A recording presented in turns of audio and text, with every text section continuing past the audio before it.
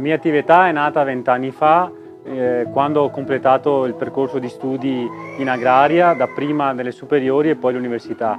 Allora era una passione che avevo da bambino, dei poli ornamentali, e mi ha colpito l'idea di avere animali ciuffati come la gallina padovana, tipica delle terre del Padovano e del Veneto, a cui siamo grati per altre tipicità del territorio. Ecco, questo è un animale che, oltre ad avere un aspetto ornamentale meraviglioso e molto caratteristico, con il ciuffone che le copre il capo, produce anche delle uova bianche gustosissime e delle carni molto squisite, magre e saporite.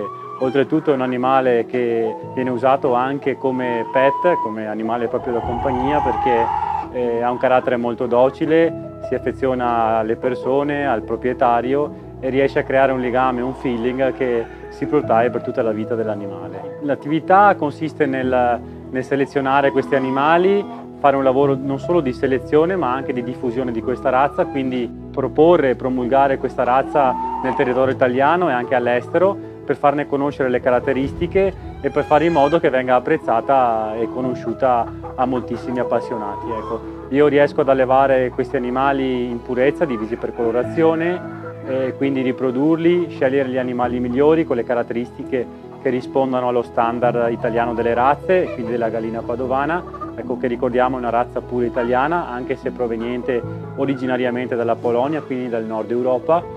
Ecco, e la mia attività, oltre ad essere una grande passione, ogni giorno seleziona e fa nascere dei pulcini, diffonde le uova in tutta Italia, ecco, con le spedizioni. Poi serviamo tantissimi clienti appassionati che vengono a trovarci anche dal resto d'Europa qui da noi, oppure le nostre fiere che facciamo, le fiere belle che facciamo in giro per l'Italia.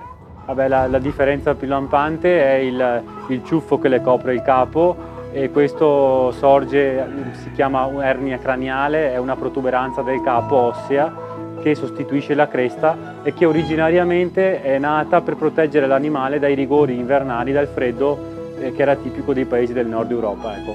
La cresta è stata sostituita da questo ciuffone che le copre il capo e che sorge appunto da una protuberanza ossea sopra il capo. Produce inoltre delle uova bianche gustosissime come la livornese, quindi sono uova caratteristiche delle razze italiane, e, oltre ad avere, ripeto, carni molto molto gustose e saporite, ma quello che più la caratterizza è appunto questo ciuffo che le copre il capo.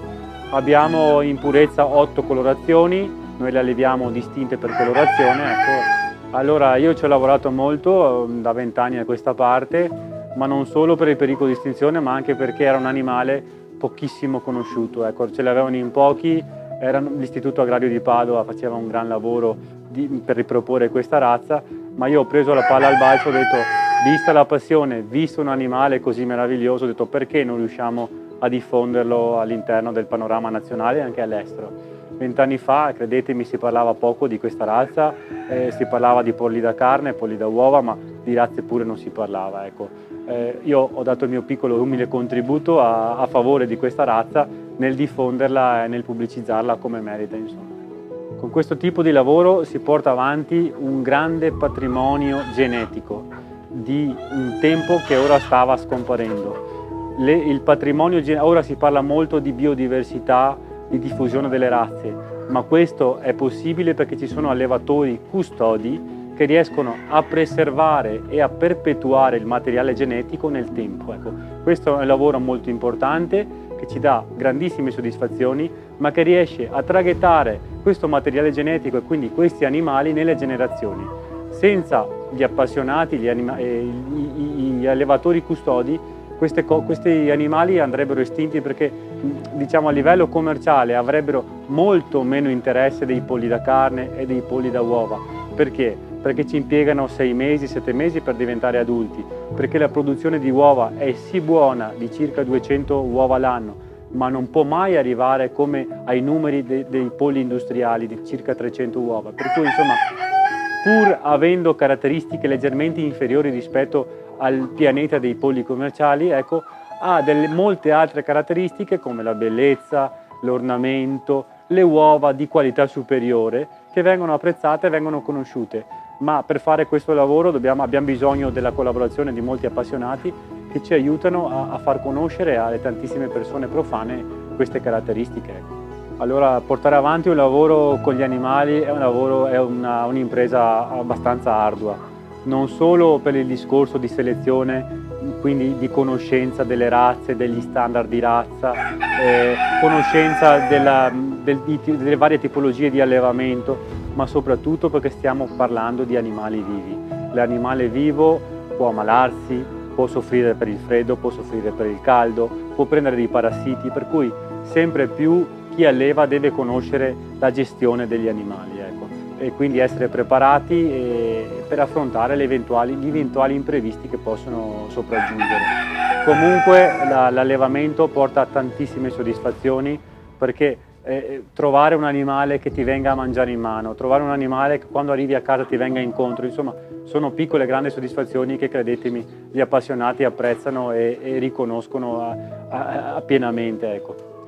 Beh, secondo me per il momento no, perché vedo che in questi anni c'è un ritorno agli animali di razza, c'è un ritorno al pet, c'è un ritorno all'agricoltura e alla natura. Per cui secondo me adesso stiamo invertendo la tendenza di che c'era un tempo di abbandonare le campagne, di abbandonare gli animali. Ecco. Per cui nel futuro immediato non vedo problematiche di questo tipo, anzi c'è veramente un ritorno. E il Covid, il periodo di lockdown, ha aiutato a questo proposito. Ecco. Negli anni futuri speriamo che ci siano appassionati e gente che desidera intraprendere e che vuole intraprendere questo percorso per riuscire a mandare avanti tra moltissime generazioni il materiale genetico e la biodiversità del territorio. Ecco. Sempre di più ci si sposta meno, quindi è molto molto importante salvaguardare le razze tipiche locali. La gente sta tornando a comprare, a desiderare le cose del territorio dove vive. Questo è molto importante.